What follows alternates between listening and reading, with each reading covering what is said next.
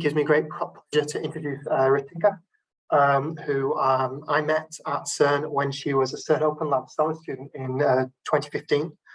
So it's really great to see Ritika back here. She was working with the IT department's database services group for 9 weeks over that summer. And she is now working as a software engineer on iCloud content team at Apple in Seattle, USA. So it's very early for you, I believe, Ritika, assuming that is indeed where you're joining from today. And Ritika has also, like Gabriela before, spent some time in Japan. She spent 3 years working as a software engineer at Rakuten. So I'm going to hand over to you now, Ritika, and you can give an introduction to yourself. Yeah, thank you so much. It's so nice to see you again, Andrew. And I'm really happy you remembered. So it's a small world.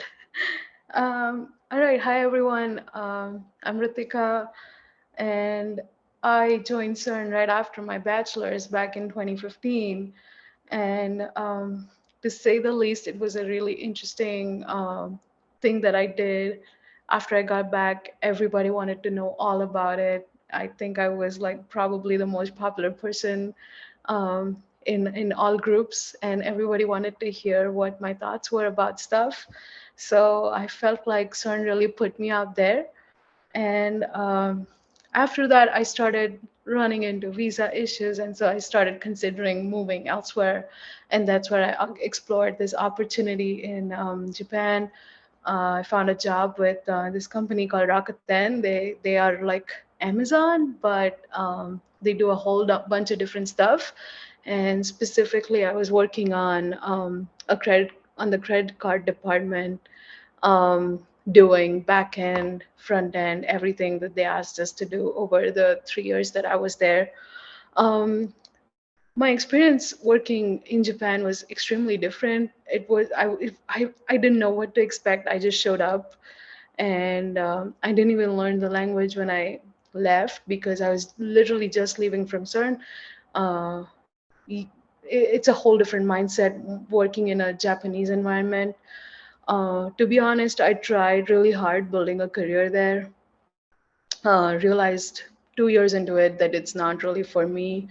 There were some pros and cons about working there. Feel free to ask me about it. But I did learn some Japanese on the way, learned to think a little bit differently. And at some point, I think I got bored and burnt out really quick. And that's when I decided to transition.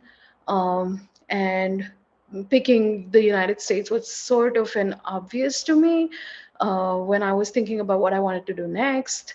And that's when I decided I'd go get a master's here in the United States at Stony Brook University.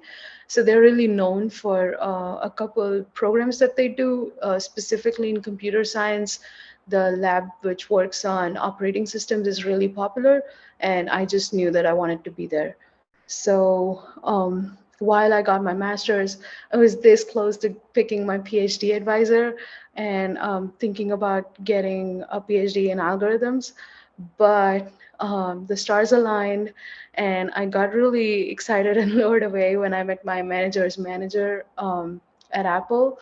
And then it was kind of obvious that I had to be here. So about 3 years ago, I moved to Seattle for my job here. I work specifically in the iCloud content team. So when you're uploading or downloading anything on iCloud, it's literally all the code that my team writes and what goes through. Right now, I'm in a very technical focus track, but I am working my way through uh, trying to move into management. We will see how that goes. I feel like I'm still very early on in my career, so I want to try a little bit of everything before I make a decision that's something I want to do. I do a ton of recruiting at Apple for my team. So feel free to ask me specific questions when we come up to the interview parts. And of course, I deal with immigration, and I see already some people want to know some questions about that. So yeah, feel free to ask me anything, literally, and I will do my best to answer them. Yes, thanks very much indeed, Ritika. I think you picked up on some fascinating points there related to, sort of geographical considerations.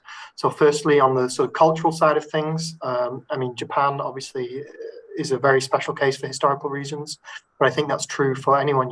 If you're a European going to work in Asia, or if you're an African going to work in South America or wherever, I think we could have a whole event just talking about these different, or a whole series of events talking just about these different aspects of working culture and what that means.